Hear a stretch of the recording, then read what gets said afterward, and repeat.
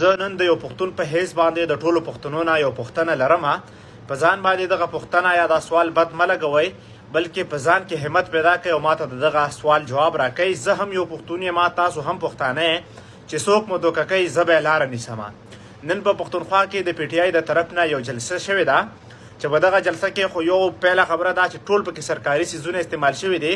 په دغه سرکاري څیزونو کې د هرې پارټۍ والا حق کېږي، نو په کار نه ده چې په یو مخصوص پارټۍ والا د ټول کام څیزونه په جلسه کې استعمال کړي. دویمه خبره ده چې دغه چې کوم الیامین ګنډاپور دی دا د خپل موقف واضح کړي چې د دوی دا جلسه ولې په پښتونخوا کې شوې ده. آیا د عمران خان د رهایۍ دپاره شوې ده؟ که د عمران خان د رهایۍ دپاره شوې ده، نو عمران خان په پښتونخوا کې نه دی گرفتار، بلکې هغه په اسلام آباد یا پنجاب کې گرفتار دی. نو په کار ده چې هلته دا جلسه وشي.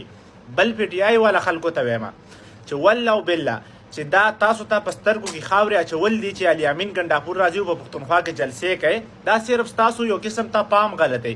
ولې دی پنجاب ته نه ځي هلته جلسه جلوس نه کوي؟ ولې هلته دی نه راوځي؟